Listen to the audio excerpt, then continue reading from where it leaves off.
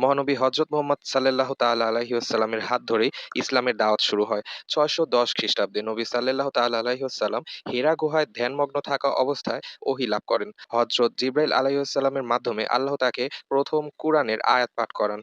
এই ঘটনার মাধ্যমে তিনি নবী হিসেবে প্রেরিত হন এবং আল্লাহর বাণী প্রচারের দায়িত্বপ্রাপ্ত হন। প্রথম ৩ বছর নবী সাল্লাল্লাহু তাআলা আলাইহি ওয়াসাল্লাম গোপনে ইসলামের দাওয়াত দেন।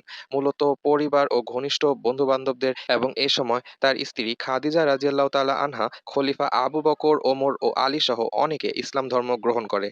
৬১৩ খ্রিস্টাব্দে নবী সাল্লাল্লাহু তাআলা আলাইহি ওয়াসাল্লাম আল্লাহর আদেশে প্রকাশ্যে ইসলামের প্রচার শুরু করেন। এ সময় মক্কার কুরাইশ নেতারা ইসলামের বিরুদ্ধে প্রচারণা ও নবী সহ মুসলমানদের ওপর নির্যাতন চালায়। কুরাইশ নেতারা ভয়ে ছিল যে ইসলাম ধর্মের প্রসার তাদের দেব-দেবীর উপাসনাকে হুমকিতে ফেলবে এবং তাদের সামাজিক ও অর্থনৈতিক আধিপত্য কমিয়ে দিবে। মক্কার নেতারা নবী সাল্লাল্লাহু তাআলা আলাইহি ওয়াসাল্লাম সহ মুসলমানদের ওপর নির্যাতনের মাত্রা বাড়িয়ে দিয়েছিল। তবে নবী সাল্লাল্লাহু তাআলা আলাইহি ওয়াসাল্লাম ইসলাম প্রচার অব্যাহত রাখেন এবং মক্কার বাহিরে ইসলাম গ্রহণকারীদের সংখ্যা বৃদ্ধি পায়। নবুয়তের প্রথম ১৩ বছর ছিল নবী সাল্লাল্লাহু তাআলা আলাইহি ওয়াসাল্লামের জন্য অত্যন্ত কঠিন সময়। ৬২২ খ্রিস্টাব্দে নবী সাল্লাল্লাহু তাআলা আলাইহি ওয়াসাল্লাম আল্লাহর আদেশে মক্কা ত্যাগ করে মদিনায় হিজরত করে এবং মদিনার লোকেরা তাকে সাদরে গ্রহণ করে নেয়। এই হিজরতের মধ্য দিয়ে মক্কা যুগের সমাপ্তি ও মদিনা যুগের উত্থান ঘটে। ইসলামের ইতিহাসে অত্যন্ত গুরুত্বপূর্ণ সময়কাল যখন মহানবী সাল্লাল্লাহু তাআলা আলাইহি ওয়াসাল্লাম মদিনায় প্রথম ইসলামী রাষ্ট্র প্রতিষ্ঠা করেন। মদিনায় এসে নবী সাল্লাল্লাহু তাআলা আলাইহি ওয়াসাল্লাম সকল ধর্ম ও গোত্রদের শান্তিপূর্ণ সহাবস্থান নিশ্চিতের জন্য মদিনা সনদ নামে চুক্তি প্রণয়ন করে এবং এই সনদটি ইসলামের প্রথম লিখিত সংবিধান হিসেবে পরিচিত। কুরআন ও সুন্নাহর ভিত্তিতে সামাজিক, রাজনৈতিক আইন ও বিচার ব্যবস্থার প্রতিষ্ঠা করা হয়। মদিনা যুগে মুসলমানদের বিরুদ্ধে মক্কার কুরাইশরা বিভিন্ন সময় বিভিন্ন যুদ্ধ শুরু করে।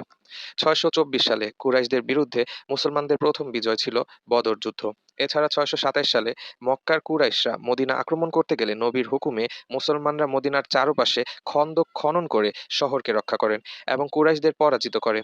নবী সাল্লাল্লাহু তাআলা আলাইহি সাল্লাম মদিনায় থাকা ইহুদিদের সাথে শান্তিপূর্ণ সহাবস্থানের জন্য চুক্তি করেছিল। তবে ইহুদিরা সেই চুক্তি লঙ্ঘন ও মুসলমানদের বিরুদ্ধে ষড়যন্ত্র করলে নবী সাল্লাল্লাহু তাআলা আলাইহি ওয়াসাল্লাম ইহুদিদের মদিনা থেকে বহিষ্কার করে। ৬২৮ সালে নবী মক্কার কুরাইশদের সাথে যুদ্ধবিরতি ও শান্তি প্রতিষ্ঠার লক্ষ্যে হুদায়বিয়ার সন্ধি নামের চুক্তি করলেও ৬৩০ সালে মক্কার কুরাইশরা এ চুক্তি লঙ্ঘিত করলে নবী সাল্লাল্লাহু তাআলা আলাইহি ওয়াসাল্লাম এক বিশাল বাহিনী নিয়ে মক্কা প্রবেশ করেন এবং কোনো রক্তপাত ছাড়াই মক্কা দখল করেন। মক্কা বিজয়ের মাধ্যমে কাবা ঘরকে শিরকমুক্ত করা হয়। ৬৩২ সালে নবী মুহাম্মদ সাল্লাল্লাহু তাআলা আলাইহি ওয়াসাল্লাম তার জীবনের শেষ হজ, যাকে বিদায় হজ নামে পরিচিত, এই হজের সময় তিনি তার বিদায়ী ভাষণে মুসলমানদের জন্য গুরুত্বপূর্ণ দিক নির্দেশনা প্রদান করে এবং এ বছরই নবী সাল্লাল্লাহু তাআলা আলাইহি ওয়াসাল্লাম মদিনায়